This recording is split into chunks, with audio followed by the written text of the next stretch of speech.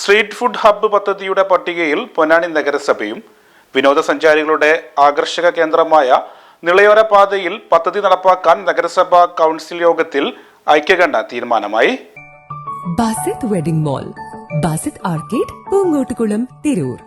വിനോദസഞ്ചാരികളുടെ ആകർഷക കേന്ദ്രമായ നിളയോര പാതയിൽ നഗരസഭാ കൗൺസിൽ യോഗത്തിൽ ഐക്യകണ്ഠേന തീരുമാനമായി. വിനോദസഞ്ചാര കേന്ദ്രമായ നിളയോര പാതയെ പ്രത്യേക ഭക്ഷണ വെൻഡിംഗ് സോൺ ആയി മാറ്റുന്നതിന് കേന്ദ്ര ഭവന നഗരകാര്യ മന്ത്രാലയത്തിന്റെ PM സ്വാനിധി പദ്ധതിയുടെ ബീച്ച് ഫുഡ് സ്ട്രീറ്റ് പദ്ധതിയിലാണ് പൊന്നാനി നഗരസഭ ഇടം നേടിയത്. പൊന്നാനിക്ക് പുറമെ തിരുവനന്തപുരം, കൊല്ലം, ആലപ്പുഴ, കോട്ടയം, കൊച്ചി, കണ്ണൂർ, തൃശൂർ കോർപ്പറേഷനുകളും പാലക്കാട് എന്നീ നഗരസഭകളുമാണ് ഈ പദ്ധതി പട്ടികയിൽ ഇടം നേടിയ മറ്റ് തദ്ദേശ സ്വയംഭരണ സ്ഥാപനങ്ങൾ.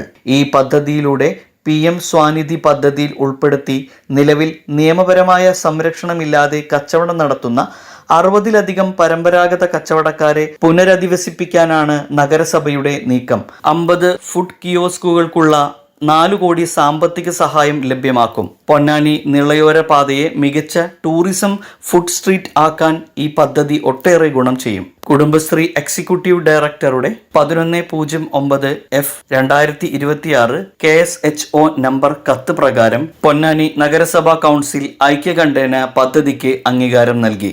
ജൂൺ 30 പദ്ധതിയുടെ DPR സമർപ്പിക്കും.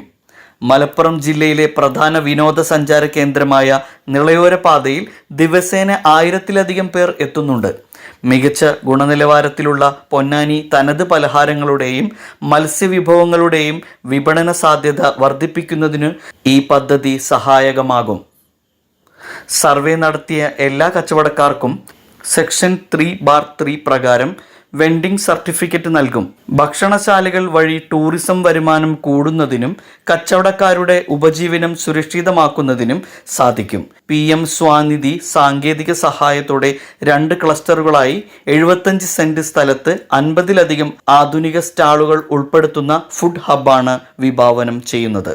നിളയോര പാതയിൽ പ്രത്യേക ഭക്ഷണ വെൻഡിംഗ് സോണായി മാറ്റുന്നതിന് കേന്ദ്ര ഭവനകാര്യ മന്ത്രാലയത്തിൻ്റെ 4 കോടി രൂപ അനുവദിച്ചുകൊണ്ടൊരു ഫുഡ് സ്ട്രീറ്റ് ഹബ്ബായി മാറുന്നതിന് സ്ഥലം വന്നു നോക്കി അതിനുള്ള കാര്യങ്ങൾ നമ്മൾ കൂടിയാലോചനയുമായി ബന്ധപ്പെട്ട് നടക്കുകയുണ്ടായി. അതിൽ 50 ഫുഡ് ഹബ്ബുകളായിട്ടുള്ള കാര്യങ്ങളാണ് അതിൽ ഉൾപ്പെടുത്തിയിട്ടുള്ളത്. PM സ്വാനിധിയിൽ രജിസ്റ്റർ ചെയ്ത ആളുകളും അതിൽ പരിശീലനം കിട്ടിയവരുമാണ് ഈ ഫുഡ് സ്ട്രീറ്റിൽ ഉൾപ്പെടുത്താൻ പോകുന്നത്.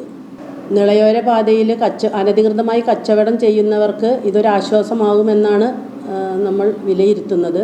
അവർക്ക് ഈ PM സ്വാനിധിയിൽ രജിസ്റ്റർ ചെയ്തുകൊണ്ട് പരിശീലനവും ലഭിക്കുകയാണെങ്കിൽ അവരെ ഇതിലേക്ക് മാറ്റുന്നതിന് കൂടി ഈ പദ്ധതി കൊണ്ട് ഉദ്ദേശിക്കുന്നുണ്ട്.